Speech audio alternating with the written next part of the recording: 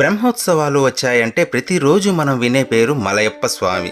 ఈ రోజు మలయప్ప స్వామి తిరువీధిలో ఊరేగారు. మలయప్ప స్వామి భక్తులకు కనువిందు చేస్తూ భక్తులను అనుగ్రహించారు అని వింటూ ఉంటాం. అసలు ఈ మలయప్ప స్వామి ఎవరు? ఆనంద నిలయంలోని స్వామికి మలయప్ప స్వామికి ఉన్న సంబంధం ఏంటనే విషయం ఈ వీడియోలో తెలుసుకుందాం. సుమారు 600 సంవత్సరాల క్రితం శ్రీవారు అర్చకునిపై ఆవాహించి ఆలయానికి ఈశాన్య దిక్కులో ఒక లోయలో రహస్య గుహ ఉంది, అందులో ఉన్న విగ్రహాలను తెచ్చి ఉత్సవమూర్తులుగా పూజా కైంకర్యాలు చేయాలని స్వామివారు ఆజ్ఞాపిస్తారు. ఈ మేరకు అర్చకులు వెళ్ళి గుహలో వెతికి మూర్తులను తెచ్చి ప్రతిష్ఠించి పూజలు చేస్తారు. లోయలో దొరికారు కాబట్టి మలైక్కని ఉండ్రు పెరుమాళ్ అని పిలుస్తారు. మలై అంటే కొండ, లోపల దొరికారు కాబట్టి మలయప్ప స్వామిగా పిలుస్తారు.